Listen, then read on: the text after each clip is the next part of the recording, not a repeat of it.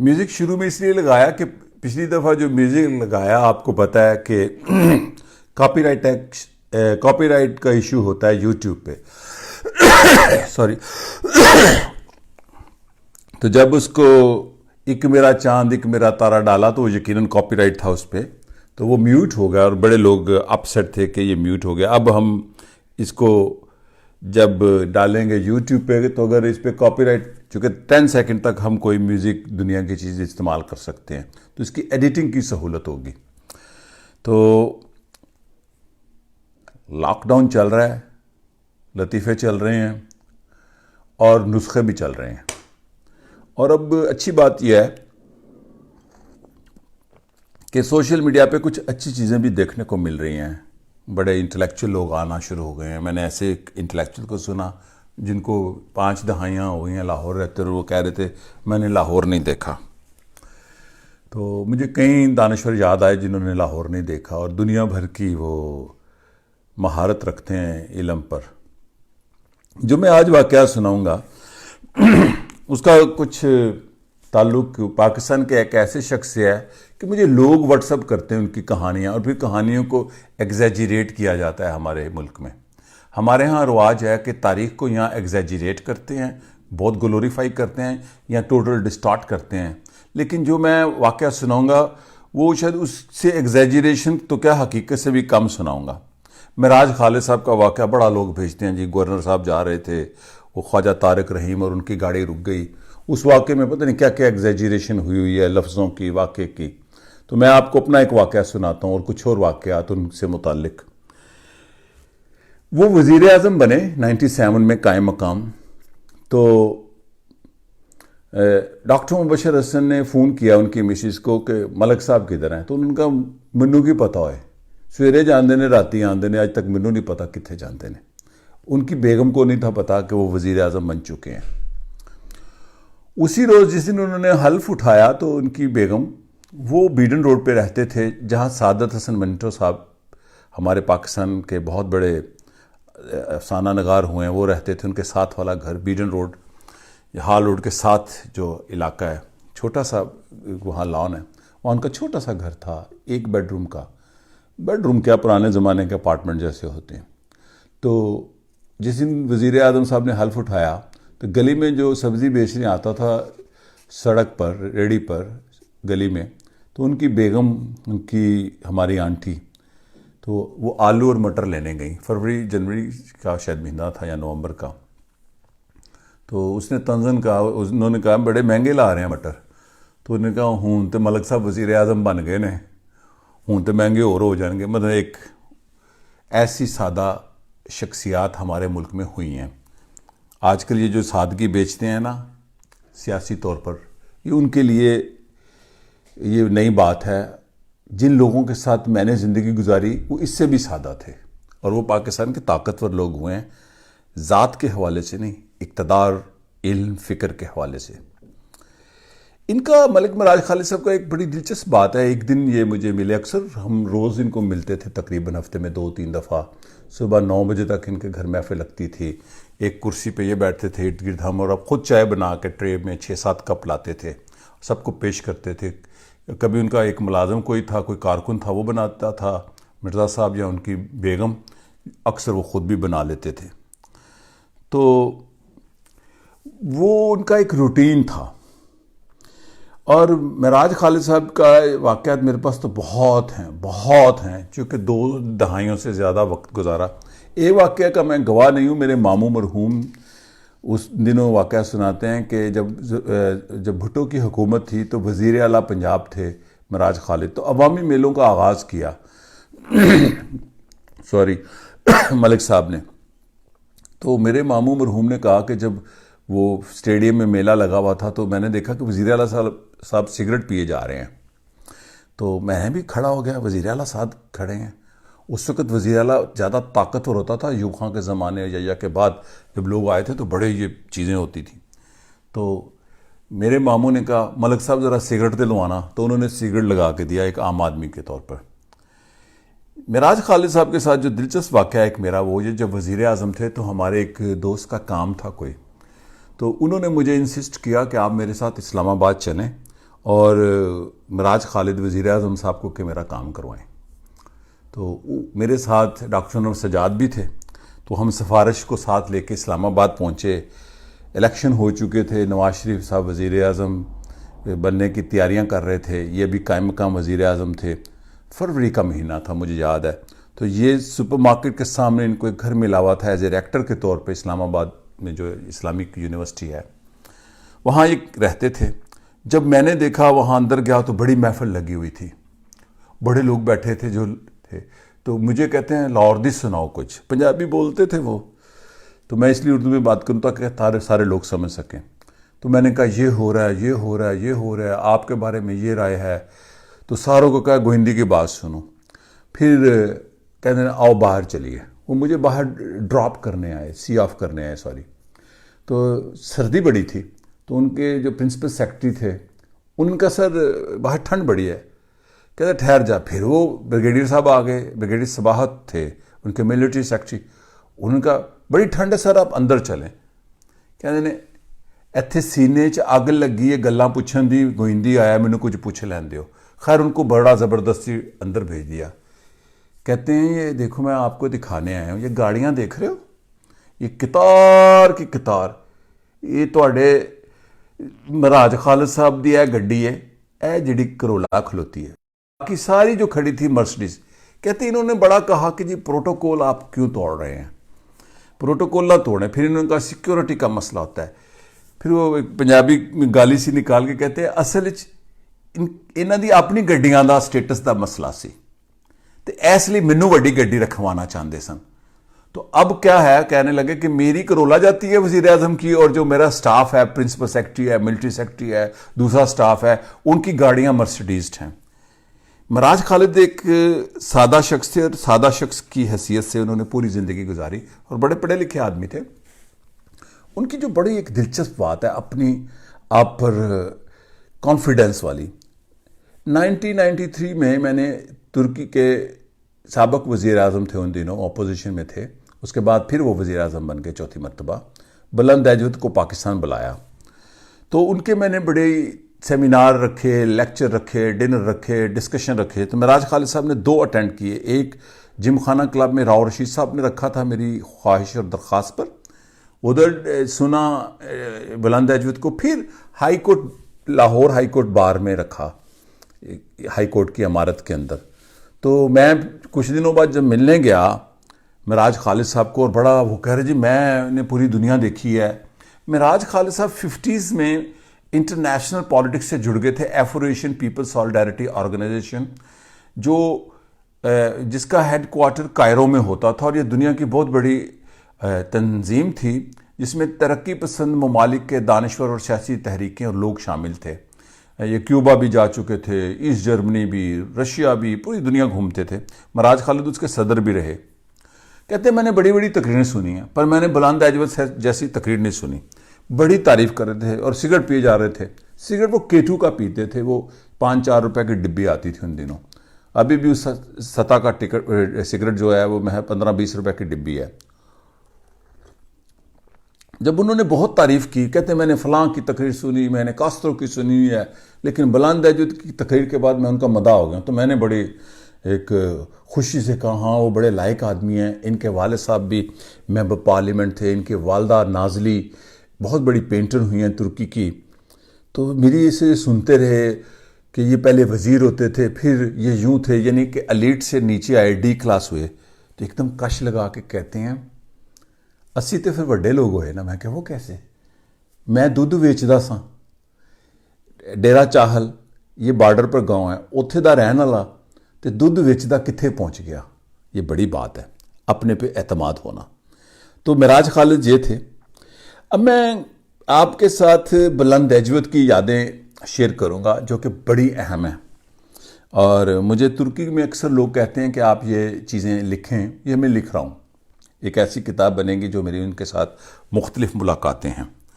उसमें एक मुलाकात बड़ी दिलचस्प है कि जब मैंने उनको इनवाइट किया पाकिस्तान, 93 जनवरी में वो 10 दिन के लिए पाकिस्तान आए, तो उन्होंने मेरी इनविटेशन कबूल कर ली और मैं उनको पार्लियामेंट में मिलने गया। उससे पहले मैं बहुत मिलता था, तो मैंने कहा अब आपको पाकिस्तान आ जाना चाहिए। तो वो उन्होंने मेरी इनविटेशन कबूल कर ली। तो मैं उन दिनों पीपल्स पार्टी में था। तो जब वो तय हो गया कि अब मैं पाकिस्तान में आऊँगा और हम डेट तय करेंगे, फैक्स पे आपस में रब्ता रखेंगे, उन्होंने मुझे अपना एक पर्सनल फैक्स नंबर दिया। उस वक्त वो ऑपोजिशन में थे। तो डेट तय हो गई, हमने प्रेस कॉन्फ्रेंस की, अनाउंस कर दिया। तो उसके बाद क्या हुआ कि उनको मैंने अपना एक मुतबादल नंबर दिया था, अब्बा जी का नंबर, जो कारोबारी नंबर था उनका दुकान का। तो मेरा एक घर का नंबर था, बड़ा मशहूर नंबर था, डॉक्टर मुबशर अक्सर ज़बानी सुनाया करते थे मेरे घर का नंबर 373844। तो मैं कोई लंबी कॉल कर रहा था, तो मुझे अब्बा जी ने पड़ोस में फ़ोन किया कैंट में कि फ़ोन बंद करो, बुलंद अजवद का फ़ोन आ रहा है, वो आपको बार बार कर रहे हैं। मेरे मेहमान बुलंद अजवद, जो 3 दफ़ा तुर्की के वज़ीर आज़म रह चुके थे, उन्होंने मुझे कहा कि इनामुल हक साहब सफ़ीर पाकिस्तान मेरे पास कल तशरीफ़ लाए थे और उन्होंने कहा कि हमें पता चला आप पाकिस्तान आ रहे हैं, तो सदर गुलाम इसाक साहब की ख्वाहिश है कि आप मुझे भी मिलें और मुझे ऑनर दें मिलने की। तो बुलंद अजवद ने क्या कहा, उन्होंने कहा मैं अपने मेज़बान से पूछता हूँ। उन्होंने पूछा मेरे से, क्या मैं मिलूँ? मैंने कहा हाँ बिल्कुल, क्यों नहीं जी, आप पाकिस्तान के मेहमान हैं, हमारे मेरे मेहमान हैं, हम सब के। तो मेरी परमिशन के बाद उन्होंने इनामुल हक साहब को कहा, जो बाद में सेक्रेटरी खारजा भी हुए। दूसरे दिन फिर फ़ोन आ गया कि इनामुल हक साहब फिर आए हैं सफ़ीर पाकिस्तान, और उन्होंने कहा है कि वज़ीर आज़म नवाज शरीफ भी मिलना चाहते हैं। ये वो दिन थे जब नवाज शरीफ और गुलाम इसाक की टसल शुरू हो चुकी थी। उन्होंने कहा मैं अपने मेज़बान से पूछ लूँ। ये होते हैं बड़े लोग। मैंने कहा जी बिल्कुल मिले, मुझे इससे कोई इतराज़ नहीं, आप पाकिस्तान के मेहमान हैं, इस्लामाबाद हमारे 2 दिन हैं। फिर उन्होंने पाकिस्तान के सफ़ीर जनाब इनामुल हक साहब को कहा कि ठीक है, मैं वज़ीर आज़म साहब से भी मिलूँगा। वो जब कराची पहुँचे, बड़ी लंबी फ़्लाइट लेके, जॉर्डन के रास्ते तुर्की से वो आए चुके, कोई डायरेक्ट फ़्लाइट नहीं थी उन दिनों, PI की फ़्लाइट चलती थी जॉर्डन के रास्ते, मुझे याद है, मैंने भी सफ़र किया। तो उनको स्टेट गेस्ट डिक्लेयर कर दिया वज़ीर आज़म नवाज शरीफ ने, प्रोटोकॉल, चीज़ें, होटल। उन्होंने मुझे कहा क्या सूरत हाल है? मैं कहा जी आप स्टेट गेस्ट डिक्लेयर हो गए हैं। उनका नहीं, मैं आपका गेस्ट हूँ। प्रोटोकॉल सारा कुछ हमारे साथ रहा, हमने इनको फ्रेंडली एक्सेप्ट किया, लेकिन लिया नहीं, इस्तेमाल नहीं किया। 10 दिन के टूर के बाद जब वो वापस गए, जाने लगे, तो उन्होंने कहा मैंने इसलिए नहीं था किया कि अगर मैं स्टेट कंट्रोल प्रोटोकॉल में पाकिस्तान में 10 दिन घूमता तो वो उन लोगों से ना मिल सकता जिनसे आप मुझे मिलवाना चाहते हैं। बुलंद अजवद साहब की बातों में एक बात और मैं सुनाऊंगा। मैंने इस टूर में मुख्तलिफ सेमिनार रखे, डिस्कशन रखे, डिनर रखा। सबसे पहले एक मैंने डिनर रखा पहली रात को, जो सर्विसेज क्लब में हुआ। मुझे याद है कोई जनरल भट्टी थे GOC, उनका फ़ोन आया कि इतनी बड़ी शख्सियत आ रही हैं, तो आपने हमें बताया नहीं, मैंने एक दोस्त के नाम से बुकिंग करवाई हुई थी, तो हम उनको रेड कारपेट देना चाहते हैं। उन्होंने दुनिया का बहुत बड़ा मिलिट्री ऑपरेशन किया था 74 में, मैं उनका मद्दाह हूँ। तो मैंने कहा जी ठीक है। तो वो खाना उन्होंने एक्सेप्ट किया, वो स्केजुअल में था। एक खाना मैंने घर में रखा जिसमें बेगम भुट्टो भी थी, हमारे हमरा बुलंद अजवद। में कहा हम सिर्फ फैमिली के लोग खाएंगे, तो उन्होंने कहा मैं नहीं खाऊंगा। ये मैं आपको वाक़या सुना रहा हूँ, ये जो सादगी के आजकल दावेदार है। हालांकि वो जिस दिन आए तो पहले दिन सड़क तक जुलूस भी निकाला, मेरे घर भी आए, चाय भी पी, लेकिन डिनर उन्होंने बड़ा रिफ्यूज़ किया। खैर मैंने कहा नहीं, अब तो मैं तय कर चुका हूँ। उन्होंने मुझे जो बात बताई कि मैंने अपनी सियासी ज़िंदगी का असूल बना रखा है कि मैं लोगों के घरों में डिनर्स नहीं लेता। ये बड़ी अहम बात है। उन्होंने खैर वो अपना प्रिंसिपल मेरे लिए तोड़ दिया, लेकिन बड़े अपसेट थे। इसी दौरान उन दिनों एक ऑनरेरी कौंसल जनरल होते थे, वो बड़े एरोगेंट थे, बुर्जुआ तबके से थे। उन्होंने मुझे कहा कि आपने हमें बताया नहीं। खैर तो वो मुझे बार बार कान में पूछते हैं कि ये बंदा कौन है जो ऑनरेरी। मैं कहा जी सरमायादार हैं, सनतकार हैं, करते कराते कुछ नहीं है, ऑनरेरी कौंसल जनरल है। तो कहते हैं ये मुझे 2 दिन से कह रहा है आपसे लैदगी में कि मैं, चूँकि मैंने उनको भी बुलाया हुआ था कि मेरे घर चाय पे आएँ, तो मैं नहीं चाहूँगा। वो बड़े दिलचस्प आदमी थे। एक वाकया, पाकिस्तान की तारीख का अहम वाकया, अक्टूबर 99 में मुशर्रफ ने नवाज शरीफ का तख्ता उलट दिया और वो जहाज़ नहीं उतरा, और आपके याद है सारी कहानी। उन दिनों मैं अक्टूबर के बाद अमेरिका गया और अमेरिका से वापसी पे मैं तुर्की उतरा, जैसे मैं आता था और उनको एंड पे मिलता था, और मैंने इतला की कि मैं आ रहा हूँ अनकरा, तो आपसे मिलूंगा। वो बड़े एक्साइटेड होते थे मुझे मिलने। जब मैं वहाँ पहुँचा तो उससे पहले मैं आपको एक वाक़या बताऊँ कि जब जनरल मुशर्रफ ने हुकूमत संभाली, इक़्तिदार संभाला, तो उसने सबसे पहले जो दौरा किया वो मैं कतर का और तुर्की का किया था। टर्की में सुलेमान डेमरल की हुकूमत थी, सदर थे, और बुलंद अजवद की हुकूमत थी, वजीर आज़म थे। ये दोनों 70s की पोलराइजेशन के दो अहम लीडर थे जो तुर्की की जर्नैलों की डिक्टेटोरियल इंटरवेंशन के निशाना भी रहे हैं। अच्छा, लेकिन अब ये एक ऐसी रिकंसिलेशन हो चुकी थी कि एक शख्स राइट विंग का सुलेमान डेमरल सदर थे और बुलंद अजवद वजीर आज़म थे, और मुशर्रफ ना सदर थे, वो उन्होंने चीफ एग्जेक्टिव का ओहदा बनाया था अपने लिए, चूंकि आइन में कोई गुंजाइश नहीं थी। तो वो जब तुर्की पहुंचे, अज खुद उन्होंने ऐलान किया कि मैं तुर्की जाऊंगा, चूंकि उनका बड़ा दावा था मैं तुर्कों का बड़ा दोस्त हूं। उन्होंने कुत्ते उठा के भी अतातुर्क बनने की कोशिश की कि मैं पता नहीं सेकुलर हूं। उनके वाले साहब चूंकि एम्बेसी में रहे थे 60s में, तो वो तुर्की में भी रहे थे, तो उनको बड़ा नाज था। अब एक शख्स ना वजीर आज़म है ना सदर है, वो तुर्की जाता है, तो यकीनन उनके लिए एक टेस्ट है ना दोस्तों के लिए। खैर, बुलंद अजवद उनको मिले। जो मुझे खबर पता चली, अजवद साहब की हुकूमत ने उनको मैसेज दिया कि हम दोनों तो फौजी आमरीतों का निशाना रहे हैं और आप हमसे सपोर्ट लेने आ रहे हैं अपनी हुकूमत के लिए। और जो पैगाम उन तक पहुंचाया गया, उनको इस्तकबाल किया जो एक चीफ एग्जेक्टिव का हो सकता है, कि अगर आप पाकिस्तान से ना होते तो हम आपका काली झंडियों से इस्तकबाल करते। खैर, बुलंद अजवद साहब उनको मिले। उस मुलाकात से महीना बाद मैं वज़ीर आज़म बुलंद अजवद को मिलने गया उनके दफ्तर। बड़े एक्साइटेड थे मेरे साथ, उन्होंने बड़ी तवील गुफ्तगू की। वो हमेशा ही बड़ी लंबी गुफ्तगू करते थे, सुनते थे, तजिया सुनते थे। उनका ख़ास मौजू मेरे साथ अफगानिस्तान होता था, ख़ासकर तुर्कों का बड़ा इंटरेस्ट है अफगानिस्तान में। उन्होंने मुझसे पूछा कि जनरल मुशर्रफ ने कोई स्पीच किया है मेरे तुर्की आने के बाद। मैंने कहा क्यों? कहते मेरे से उन्होंने कहा था कि आप मुझे सपोर्ट करें। तो मैंने उनको कहा था मैं कैसे एक मिलिट्री डिक्टेटर को सपोर्ट कर सकता हूं, मैं तो विक्टिम रहा हूं मिलिट्री डिक्टेटर्स का। मेरे पर तो आईनी पाबंदी लग गई थी। 1980 का जो जनरल कनान एवरन का मार्शल लॉ था, आइन के तहत 10 साल दो शख्स सियासत में हिस्सा नहीं थे ले सकते, सुलेमान डेमरल और बुलंद अजवद। ये तो 87 में तुर्को तजाल ने आइन के अंदर ये तय, पार्लियामेंट के अंदर ये तय हुआ कि इस पर रेफरेंडम कराया जाए। तो रेफरेंडम हुआ तो 2% लोगों की वोटों से जीते, तो इन पर कोई 3 के 4 साल पहले पाबंदी उठा ली गई। तो उन्होंने कहा मैं एक कंडीशन पर आपको सपोर्ट करूंगा। जनरल मुशर्रफ ने कहा जी करें। उन्होंने कहा आप 3 चीजें करें, यह मुझे बुलंद अजवद ने बताया। ये बड़ी हिस्टोरिकल बात है।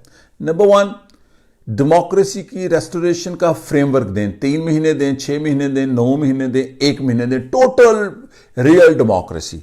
नंबर 2, आप लैंड रिफॉर्म कर दें, रुथलेस, टोटल। उनका ठीक है, दूसरी बात भी मैं मानता हूं। उनका तीसरा, आप जो एजुकेशन है वो रियासत की जिम्मेदारी करके फौरी तौर पर एजुकेशनल इमरजेंसी लगाएं। तो मैं, अगर आप ये 3 बातें जाके करते हैं तो मैं आपको सपोर्ट करूंगा, यानी कि तुर्की सपोर्ट करेगा। मेरे से पूछा क्या उन्होंने की? मैं कहा जी कुछ खबर आई थी, लेकिन अब तो सारे जागीरदार उनके साथ शामिल हो रहे हैं, और बड़े बड़े जागीरदार, ये आजकल जो पीटीआई में है, कभी पीपल्स पार्टी में होते हैं, मैं नाम क्या लूँ, सब वही हैं। इसी मीटिंग के दौरान जो दूसरी अहम बात हुई, मुशाहिद हुसैन मेरे दोस्त हैं, बड़े कामयाब आदमी हैं, बड़े लायक इंसान हैं पाकिस्तान में, बड़े दानिश्वर भी हैं, सियासतदान भी हैं। इनका तारुफ 93 में मैंने करवाया अपने सेमिनार में। द ओनली स्पीकर थे बेगम भुट्टो, और ये बेगम भुट्टो साहिबा, और ये वजीर थे। उसके बाद सियासत में आए, उसका सियासत में नहीं थे 93 जनवरी में, अप्रैल 93 में पॉलिटिक्स में आए। तो फिर ये वजीर बने और ये गिरफ्तार थे। नवाज शरीफ भी गिरफ्तार था जब ये मुलाकात मेरी हुई नवंबर 99 में। तो मैंने कहा कि हमारे दोस्त मुशाहिद हुसैन गिरफ्तार हैं और उनकी रिहाई करें। अच्छा, हैरान हुए। मुझे इन्होंने एक ही लफ्ज़ पूछा, ही इज़ ऑनेस्ट मैन। मैं कहा जी डेडली ऑनेस्ट। तो ठीक है, उनकी मिसिस को के मैं कहा जिनके वालिद साहब माशाल्लाह हयात हैं, वो बड़ी ज़िम्मेदार हैं, तो मैं इनसे रब्ता करता हूँ। उन्होंने उसी वक्त अपने एक प्रोफेसर दोस्त को, जो उनका प्राइवेटली इंटरनेशनल अमूर को या खारजा अमूर का इंचार्ज था, उसको बुलाया और उसका ईमेल और टेलीफोन और सेल नंबर दिया और मेरा दिया कि आप ये जो सरकारी फ़ाइलों के अफसरों के झंझट से बच के डायरेक्ट रब्ता रखें। मैं मुशाहिद हुसैन साहब की रिक्वेस्ट करता हूँ जनरल मुशर्रफ से कि वो उनको रिहा कराएँ। मुझे याद है, ये वाक़या अभी भी सुनाते हैं मुवाहिद हुसैन साहब, जब मैं लाहौर मुस्लिम टाउन में मुशाहिद साहब का घर, जो आबाई घर है, मैं वहाँ पहुँचा। मुशाहिद साहब तो गिरफ़्तार थे, तो मैंने बेल दी और मुवाहिद साहब आए, अस्सलाम वालेकुम, कमाल आदमी है वो भी। तो फिर कर्नल अमजद साहब आए, बाद मैं कहा जी एक बात है, पैगाम लेके। उन्होंने क्या जी, तुर्की के वज़ीर आज़म मुशाहिद साहब को रिहा करवाना चाहते हैं। मुझे अभी तक याद है, मुआज़ साहब ने कहा मुझे यकीन नहीं आता। मैंने कहा जी आपको यकीन आना चाहिए। ये उनकी ख़ानदानी बात है कि कर्नल अमजद साहब 2 साल पहले उनका इंतकाल हुआ है। जब भी मिलते थे तो वो भरी महफिल में कहते थे कि गोविंदी साहब पैगाम लाए थे और मुशाहिद साहब की रिहाई का सबब बने। फिर वो रिहा हुए, पहले डिटेंशन में गए, फिर ग्रेजुअली वो रिहा हुए। बुलंद अजवद साहब के साथ एक और बड़ी यादगार मुलाकात है। ये भी वाक़या 2000 का है मेरा ख्याल। मैं तुर्की आया और पूरे तुर्की घूमने के बाद लोगों में बसों में गुफ्तगू, टैक्सी ड्राइवरों से, आम लोग अनकरा पहुंचता था तो मैं उनको इतला करता था वज़ीर आज़म हाउस के मैं पहुंच गया हूं। तो उन दिनों वो दूसरे दिन जा रहे थे अमेरिका और अमेरिकी सदर से मुलाकात थी और पूरी तुर्की का प्रेस ये था कि एक बाएं बाजू का वज़ीर आज़म अमेरिका जा रहा है और तुर्की में बड़े अरसे के बाद बाएं बाजू की हुकूमत आई है। क्योंकि बुलंद अजवद साहब बड़े नापसंदीदा रहे हैं हेनरी किसिंजर के साइप्रस ऑपरेशन के हवाले से, ये बड़ी अहम बात है। तो मैंने जब पैगाम भेजा तो मुझे पैगाम मिला कि जो हुसामुद्दीन थे, उनके डिप्टी प्राइम मिनिस्टर, बड़े ताकतवर आदमी थे, उनसे मिलने। अजवद साहब ने अपने स्टाफ को कहा। मैंने कहा जी मैंने तो अजवद साहब को मिलना है, मैं सियासी गप्पें लगाऊंगा, तजिए करूंगा, सुनूंगा। खैर फिर उनका मेरी मिसिस से मिलने में कि वो बड़ी काबिल एहतराम है। तो उस दिन उनका स्केड्यूल नहीं था प्राइम मिनिस्टर ऑफिस आने का, चूँकि वो नोट्स तैयारी कर रहे थे कि दूसरे दिन उनकी रात को उसी दिन फ्लाइट है और वो अमेरिका जाके अमेरिकी सदर से मिलेंगे, जिसका सारा तुर्की का इलेक्ट्रॉनिक प्रिंट मीडिया सारे ने फोकस किया हुआ था। 1-2 घंटे के बाद मुझे कॉल आई वज़ीर आज़म हाउस से कि वज़ीर आज़म साहब कह रहे हैं कि मैं ऑफिस आऊँगा और गोविंदी साहब को कहें इतने बजे आ जाएं। जब मैं प्राइम मिनिस्टर सेक्रेटेरिएट पहुंचा, वही प्राइम मिनिस्टर सेक्रेटरी जहां तैयब अर्दोआन बैठते हैं, मुझे लोग कहानियां सुनाते हैं तैयब अर्दोआन और तुर्की की, मेरे लिए कोई नई कहानी नहीं है। उन्होंने कहा मैं आपके लिए स्पेशल आया हूं। तो उन्होंने फिर मेरे से कुछ बातें शेयर की अमरीकी टूर के हवाले से और हवाले से। उसके बाद 2003 में रीमा और मैं तुर्की में मिले। इसका सारा अहवाल कुछ मैंने अपनी किताब लोग दर लोग में लिखा है। तो मैंने कहा कि अब मेरी एक ही शख्सियत है तुर्की में जिनको मैं मिलता हूँ, तो उनसे ब्लेसिंग लेनी है। तो हम इस्तांबुल में थे कि शादी के लिए। तो बुलंद अजवद मुझे हमेशा कहते थे आपकी शादी तो तुर्की कराऊंगा और मैं कराऊंगा। मैंने और रीमा मेरी बेगम हम पहुँचे अनकरा। दूसरे दिन फ़ोन किया, उनको कैंसर हो चुका था और वो बड़े वीक हो चुके थे। तो फ़ोन आया कि कल मैं मिलूँगा। वो कैंसर का पेशेंट 4 दफ़ा वज़ीर आज़म वाला डेडली ऑनेस्ट पॉलिटिशियन हुआ है। तुर्की की तारीख नहीं, इस पूरे मिडल ईस्ट और यूरोप की तारीख में one of the honest prime minister हुक्मरान कहते हैं। वो कैंसर का पेशेंट बुलंद अजवद वज़ीर आज़म तुर्की 4 दफ़ा खुद चलते हुए रिसेप्शन पर अपनी डेमोक्रेटिक लेफ्ट पार्टी का जो सेक्रेटेरिएट था उनका मुझे रिसीव करने आए। मैं तो ना वज़ीर आज़म रहा हूँ, ना वज़ीर आज़म का बेटा हूँ, ना वज़ीर, कुछ भी नहीं, मैं तो एक आम एक्टिविस्ट हूँ। मुझे मिले, ये थे बुलंद अजवद। लेकिन उन्होंने क्या कहा, ये मैंने वाकई क्या, उनका at last you found a Turkish girl. मैं कहा नहीं, मिल तो गई है तुर्की में, लेकिन हैं अरब। फिर उन्होंने कहा मैं आपकी क्या खिदमत कर सकता हूँ, बड़ी बातें। मैं कहा जी हम इस्तांबुल में ठहरे हुए हैं, हम शादी कर रहे हैं। उन्होंने पुलिस के हेड को, तुर्की में चूँकि वफाकी हुकूमत एक ही मुल्क है, यानी यूनिट एक है, तो जो तुर्की की पुलिस का हेड है, ये अर्दवान साहब की हुकूमत आ चुकी थी, अब्दुल्ला गुल वज़ीर आज़म थे और वो अर्दवान साहब सदर थे शायद उन दिनों भी, क्योंकि कानूनी रुकावट थी। उन्होंने पुलिस क्लब मुझे बुक करवा दिया, जो बासफोरस के किनारे बड़ा बहुत बुर्जुआ किस्म का। पुलिस बड़ी ताकतवर है तुर्की में, बड़े वसाइल होते हैं। तो रीमा और हम बड़े खुश। मैंने उनसे कभी सहूलियात कभी नहीं ली, कभी कोई नहीं ली, ईमानदारी से कह रहा हूँ। तो उन्होंने आज खुद पुलिस के हेड को फ़ोन किया, उनका बड़ा एहतराम था मरते दम तक, अर्दवान साहब भी उनका करते थे, हर कोई। तो पुलिस क्लब हम चले गए होटल छोड़ के, तो प्रोटोकॉल मिलता था बड़ा वीआईपी। हमने यहाँ महीना डेढ़ भी और रहना था। तीसरे दिन हम उस प्रोटोकॉल से भागे, सामने हमारे वो ब्रिज हैंगिंग और बासफोरस पे वो रात को स्टीमर और खूबसूरत। एक दिन तो हमने मज़ा किया, मैंने रीमा को कहा यार यहाँ मज़ा नहीं आ रहा, हम वो यूथ हॉस्टल चलते हैं सुल्तान अहमद के। तो हम वो क्लब छोड़ के आ गए, वो हमारे लिए फ्री था। मैंने अजवर साहब को भी मैसेज किया टेलीफोन पे कि मैं क्लब आ गया हूँ, तो अगर आपने रब्ता करना हो तो मैं क्लब से आ गया हूँ, मैं हॉस्टल में हूँ। खैर वो समझते थे मेरी इस तबीयत को, जैसे वो थे वैसे ही मैं था। ये जो सादगी होती है ये बेचने के लिए नहीं होती। ये बात मैंने डॉक्टर मुशर्रफ हसन को अभी कुछ अर्सा पहले जब मैं मिलता था, तो अभी मैं 2 महीने पहले बात की थी। तो ये जो वाक़यात हैं ये इसलिए हैं मैं कि ये वो अवामी तारीख़ है जिसका जिक्र किताबों में नहीं। ये बड़े बड़े, मैं कुदरतुल्लाह शहाब देखता हूँ, बड़े बड़े जनाब ओहदेदार बाद में सूफ़ी बन जाते हैं, बड़े बड़ी शख्सियात, पूरी उम्र रियासत को, हुकूमत को, निज़ाम को, सिस्टम के बेनिफिशरी, बाद में हमारे बाबे बन गए। मैं नाम क्या लूँ उनका।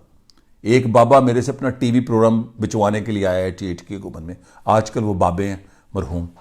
तो ये जो बाबे बन जाते हैं सोसाइटियों में, ये जो पूरी एक तवाहम परस्ती, इसको मैं कहता हूँ समाजी और सियासी, कि एक आम इंसान को ऐसा नौज़बिल्ला कोई नबी बना के पेश कर देते हैं या ना खुदा बना के पेश करते हैं, गलत है। इंसान सादा होना एक अच्छी और रूटीन की बात है, ये कोई बहुत एक्स्ट्राऑर्डिनरी बात नहीं है।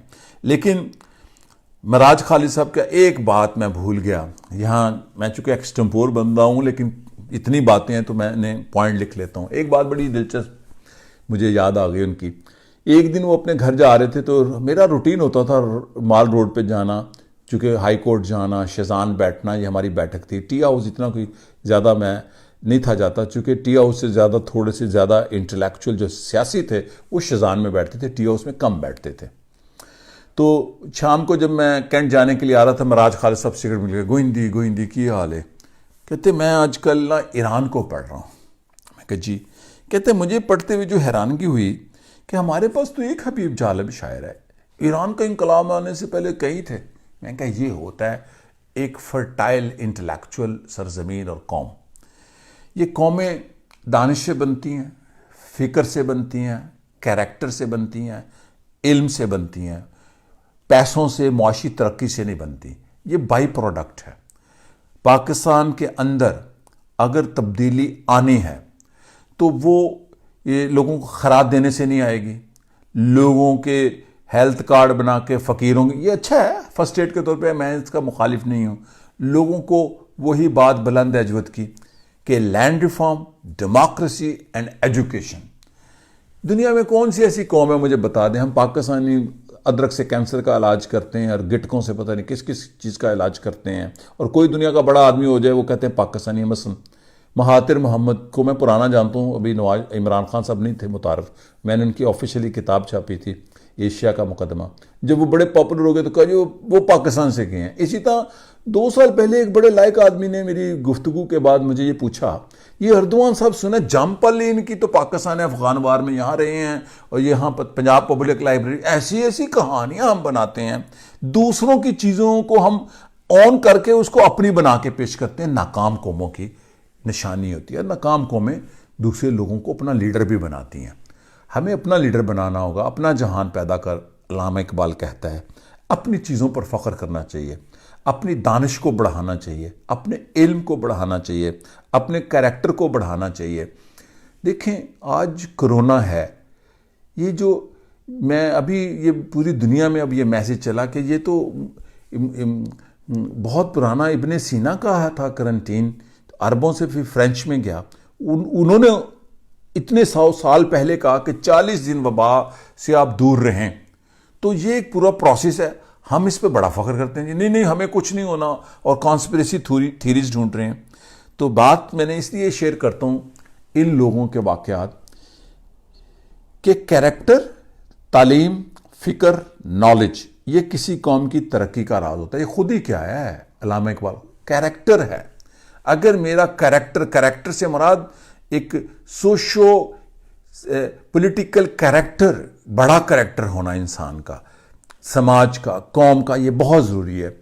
और जिस समाज में बौने लीडर आ जाएं, जिनको ये ना पता हो, वो ये कहें कि कोरोना वट दी कीमे में, उस समाज का क्या हाल होना है। मेरी ये यादें, बातें मैं आपसे आइंदा भी शेयर करूँगा। यहाँ एक गाना है, वो बचपन में हमारे पास एक रेडियो होता था, मर्फी पहला रेडियो था। कुछ अर्सा पहले वो मेरी वालदा ने उसको रद्द किया। उस रेडियो से मैंने बहुत कुछ सुना हुआ है। उस रेडियो पे मेरे वाले साहब सुबह सुबह जो गाना लगाते थे, वो मैं आपसे शेयर करना चाहता हूँ। ये 60s की बात है। उसका रेडियो सैलून सुबह सुबह लगता था स्कूल जाने से पहले। तो ये गाना बड़ा पॉपुलर था और इस गाने को तकरीबन हम रोज़ सुना करते थे। तो मैं आपसे इसलिए शेयर करूंगा कि मैं आज भी रेडियो सुनता हूं। मेरा ज़रिया जो है ज़्यादा कम्युनिकेशन का, सुनने का, म्यूज़िक का, खबरों का भी कह रहा हूं, रेडियो है आज भी ज़्यादा। इंटरनेट पे सुनता हूं, इंटरनेट पे भी पढ़ता हूं, लेकिन मैं ये गाना ज़रूर सुनाऊंगा थोड़ा सा।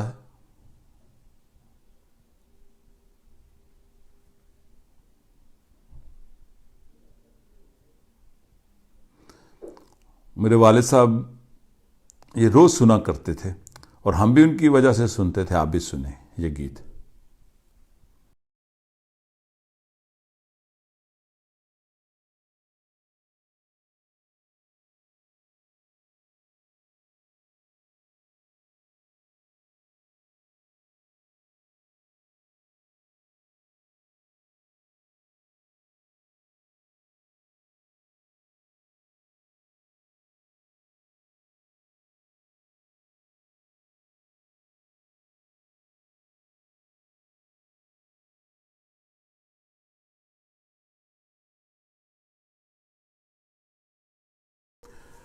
ये गाना रेडियो सैलून श्रीलंका 2004 में मैं इंटरनेशनल इलेक्शन मॉनिटर्स के तौर पे गया। तो डिनर पे मुझे एक खातून फातिमा मिली, उन्होंने तारुफ कराया। मैं रेडियो सैलून में होती थी, तो मुझे याद आया